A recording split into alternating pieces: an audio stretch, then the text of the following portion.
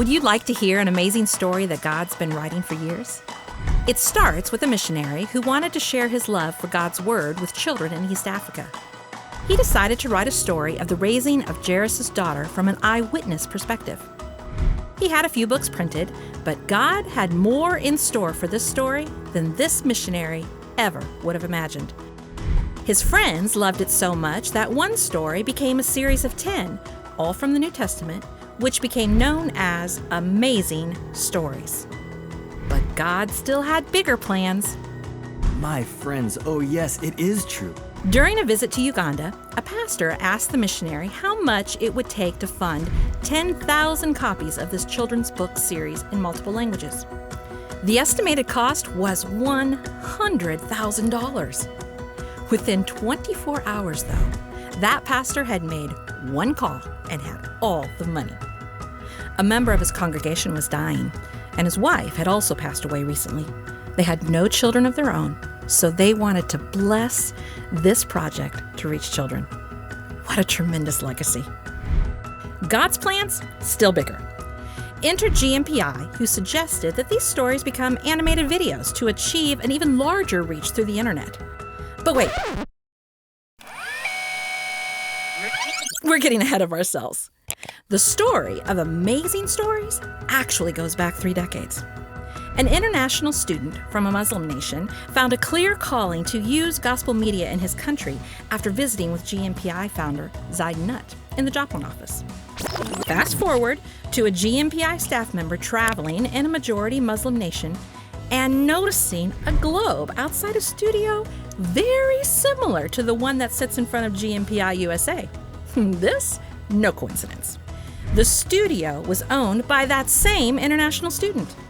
He had built a replica of the globe as a reminder of how God gave his life direction at that very spot in Joplin, Missouri, so many years ago. So, partnership began for that studio to animate these amazing stories. Not only did God provide an option for affordable animation, well, more affordable than in the US, but also the opportunity to serve the Muslim people. This connection was such an answer to prayer. Muslim families could learn about the love of Jesus in a culturally relevant way. For example, the face of Jesus is not shown in the videos as a way to acknowledge how Muslims show respect to prophets. And to create even more common ground with the Muslim audience, the missionary author then wrote 10 Old Testament stories. A full media strategy was developed to reach and follow up with seekers through an app and social media presence. This was a huge project for GNPI and quite an investment. This is an amazing story. God continued to write new chapters.